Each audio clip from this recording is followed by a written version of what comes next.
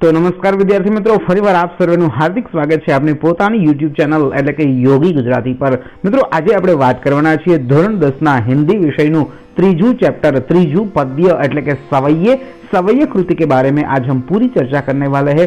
सवय्य कृति की पूरी समझूती, जो रसखान के 4 मुक्तक है, उस चारों मुक्तक को हम पहले समझेंगे और उसके बाद में हमारी बोर्ड की परीक्षा के अंदर पूछे जा सकते हैं ऐसे कुछ जो प्रश्न है हमारी परीक्षा के अंदर, हमारी बोर्ड की परीक्षा के अंदर जो कुछ भी सवय्य कृति में से, इस चैप्टर में से जो कुछ भी पूछा जा सकता है, इन सभी चीजों के बारे में, इस सभी चीजों के बारे में हम चर्चा करने वाले हैं। सबसे पहले हम रसखान के बारे में बात करते हैं। तो रसखान एक मुस्लिम कवि है जिसका नाम है सैयद इब्राहिम। खास नाम याद रखना, रसखान का पूरा नाम क्या है? सैयद इब्राहिम। और सैयद इब्राहिम रसखान नाम से जाने जाते हैं। हमारी कृष्ण भक्ति की परंपरा में रसखान बड़े ही उत्तम कोटि के भक्त है और वो मुस्लिम होने के बावजूद भी एक उत्तम श्री कृष्ण भक्त है। और उसके बारे में हमारे हिंदी भाषा के बहुत ही प्रख्यात लेखक भारतेंदु हरिश्चंद्र ने कहा था कि इन मुसलमान हरिजन पर कोटिक हिंदू वारिये, यानी कि ऐसे मुसलमान हरिजन पर, मुसलमान कवि के ऊपर हमारे कोटिक हिंदू लोग उसके ऊपर कुर्बान हो रहे हैं। ऐसे उत्तम रसखान, यानी कि जिसका पूरा नाम है सैयद इब्राहिम। तो याद रखना, सवय्य का मतलब क्या होता है ये भी याद रखना। सवैया वैसे तो कोई साहित्य का प्रकार नहीं हो सकता। सवय्य जो होता है एक छंद का नाम है। तो सवय्य छंद में जो मुक्तक लिखा जाए उसको बोलते हैं सवय्य। तो रसखान ने काफी सारे सवय्य लिखे। मूलतः एक मुक्तक ही है। मूलतः इसका साहित्य प्रकार क्या बनता है? मुक्तक। तो सवय्य कृति का साहित्य प्रकार बनेगा मुक्तक।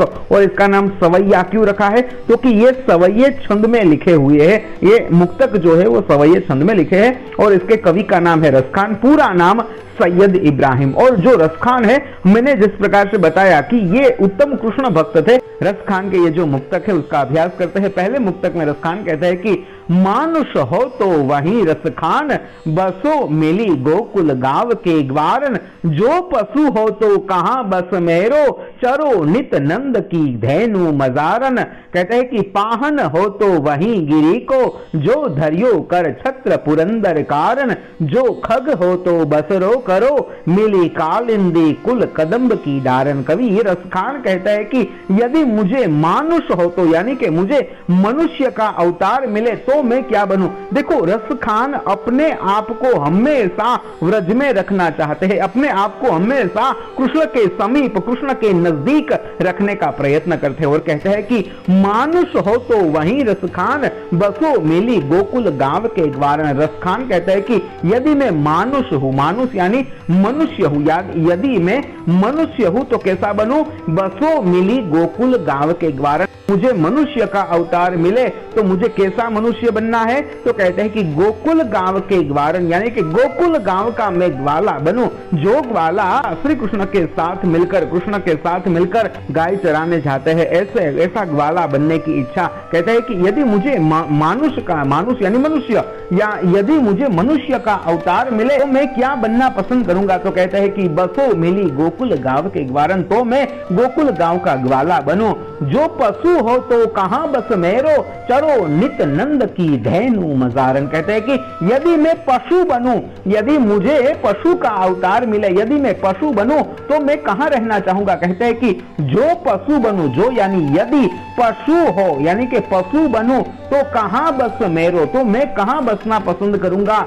चरो नित नंद की धेनु मजारन, यानी कि जहां पर नंद की, यानी कि जहां पर श्री कृष्ण के पालक पिता यानी कि नंद बाबा, जहां पर नंद बाबा की धेनु का समानार्थी खास याद रखना, धेनु यानी गाय, जहां पर नंद की गाय चराने आती है, जहां पर नंद की गाय चरती है, उस जंगल में, उस वन में मजारन यानी मध्य, यानी कि उस जंगल के मध्य जहां पर नंद की गाय चरती है उसके मध्य में मैं पशु बनूं। यदि मैं पशु बनूं तो मैं कहां रहना पसंद करूंगा? तो कहते हैं कि चरो नित नंद की धेनु मजारन। चरो नित यानी हमेशा, जहां पर नंद की गाय हमेशा चरने आती है, उस वन का, उस उपवन का मैं पशु बनने के लिए भी तैयार हूं। और कहते हैं कि पाहन हो तो वही गिरी को, जो धरियो कर छत्र पुरंदर कारण। कहते हैं कि पाहन हो तो, पाहन यानी पत्थर, शब्द याद रखना, पाहन का मतलब होता है पत्थर।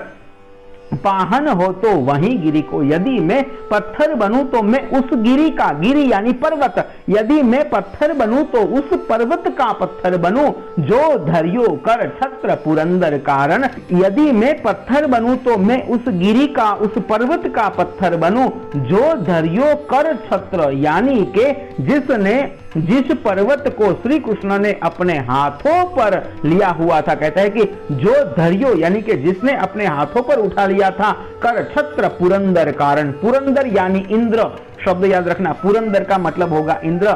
इंद्र के कोप के कारण व्रज में काफी सारी बारिश होती है और अपने ग्वालों को बचाने के लिए श्री कृष्ण ने अपने हाथों से उस पर्वत को उठा लिया था। उस गोवर्धन पर्वत का मैं पत्थर बनना पसंद करूंगा। कहते हैं कि पाहन हो तो वही गिरी को, यदि मैं पत्थर बनूं ना तो मैं उस गिरी का, उस पर्वत का पत्थर बनूं जो धरियो कर छत्र पुरंदर कारण, जिस पर्वत को श्री कृष्ण ने अपने कर यानी अपने हाथों से छत्र पुरंदर यानी कि छत्र यानी उठा लिया था, छत्र की तरह इंद्र के कोप के कारण, इंद्र के गुस्से के कारण कृष्ण ने जिस पर्वत को अपने हाथों से उठाया था, यानी कि उस गोवर्धन पर्वत का मैं पत्थर बनना पसंद करूंगा। और आगे कहते हैं कि जो खग हो तो बसेरो करो, मिली कालिंदी कुल कदम्ब की डारन, कहते हैं कि जो खग हो तो, यदि मैं खग बनूं, खग यानी पक्षी, पंछी, कहते हैं कि जो खग हो तो, यदि मैं पंछी बनूं, यदि मैं विहग पक्षी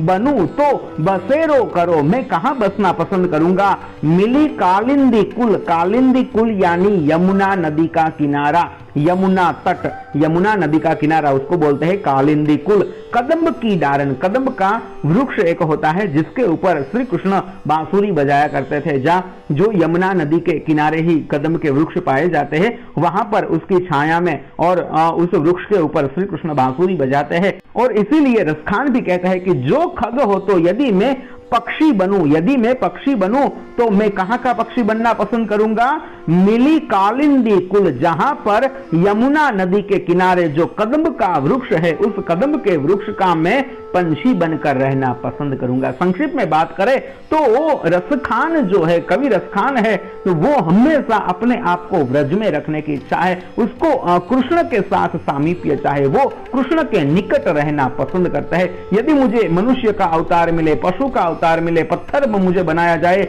या फिर पक्षी बनाया जाए, लेकिन मुझे बस ब्रज में रहना है, मुझे बस श्री कृष्ण के नजदीक रहना है।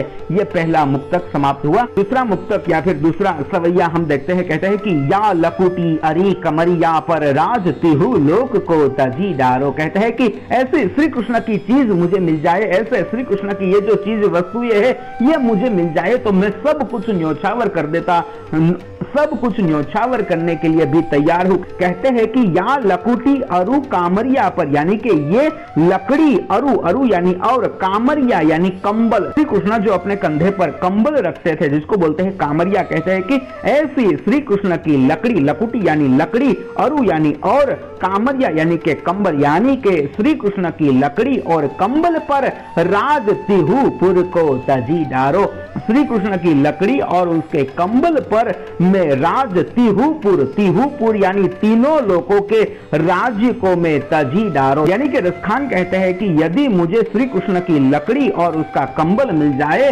तो मैं राज तिहुपुर यानी कि तीनों लोगों के राज को भी छोड़ने के लिए तैयार हूँ। आठहु सिद्धि नवो निधि को सुख नंद की धैनु चराय बिसारो, यदि मुझे नंद की गाय चराने को मिल जाए, श्री कृष्ण के साथ मुझे नंद की गाय चराने को मिल जाए तो मैं आठहु सिद्धि यानी कि आठों सिद्धि और नवो निधि यानी कि 9 प्रकार की निधि, हमारे शास्त्रों में ये सबसे उत्तम चीज कही गई है। कौन सी? अष्ट सिद्धि और नव निधि, यानी कि 8 प्रकार की सिद्धि और 9 प्रकार की जो निधि होती है उसको भी मैं, उसके सुख को भी मैं छोड़ने के लिए तैयार हूं। 8 सिद्धि नवो निधि को सुख, यानी कि 8 सिद्धि और 9 निधि का सुख भी मैं छोड़ने के लिए तैयार हूं। किसके लिए? नंद की धैनु चराय बिसारो, कहते हैं कि यदि मुझे नंद की गाय चराने को मिल जाए तो मैं 8 सिद्धि और नवो निधि के सुख को भी छोड़ने के लिए तैयार हूं। रस खान कबो इन आखिन सो ब्रज के वन बाग तड़ाग निहारो, रसखान कहते हैं कि रसखान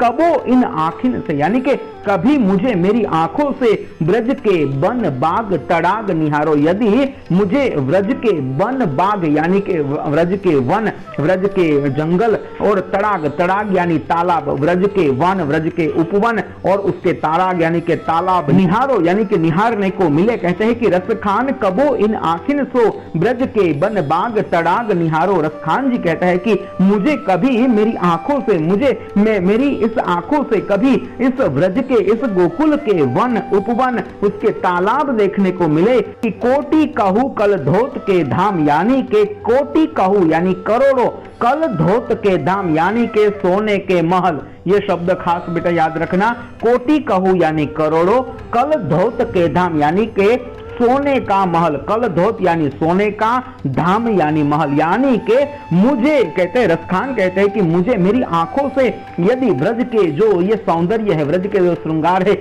यानी कि उसके वन, उपवन, तालाब, ये सब मुझे इन आंखों से देखने को मिले तो इसके लिए मैं करोड़ों सोने के महल भी छोड़ने के लिए तैयार हूं। और करिल की कुंजर ऊपर वारो।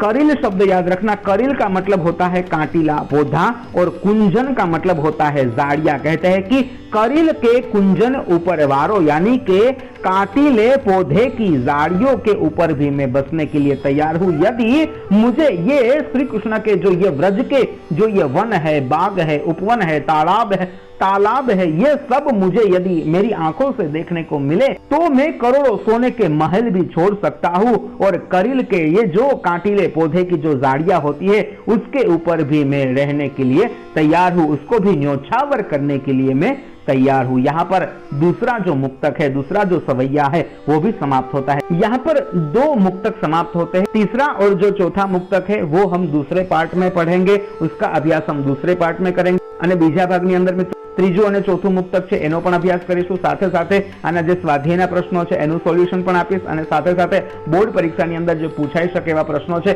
એ દરેકે દરેક વસ્તુ હવે આપણે બીજા પાર્ટની અંદર જોઈશું। અત્યારે આ વિડીયો અહીંયા આપણે પૂર્ણ કરીએ છીએ। વિડીયો પસંદ પડ્યો હોય તો ચોક્કસથી લાઈક કરી દેજો, તમારા મિત્રોને શેર કરી દેજો અને આવા વિડીયો મેળવતા રહેવા માટે તમારે આ ચેનલને સબસ્ક્રાઇબ કરી લેવાની છે। ફરી મળીશું, ત્યાં સુધી આવજો, જય શ્રી કૃષ્ણ। બીજા પાર્ટની અંદર વધારાની ચર્ચા કરેલી છે એનો ખાસ અભ્યાસ કરી લેવો।